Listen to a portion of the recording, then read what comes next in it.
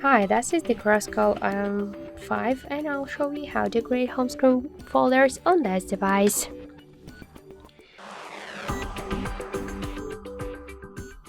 So first hold for a while the application and drag this up to another one by this way, and now we could see that we just successfully created the new home screen folder. Just hold and drag it. To give a name to the folder, you should tap on the folder, click to the name and enter the new one. Tap to OK to save the changes.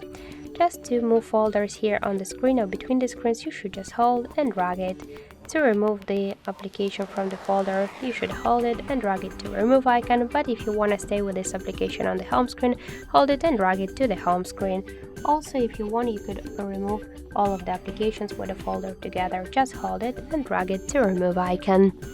So that's it. Thank you for watching, and if you like this video, leave thumbs up and subscribe.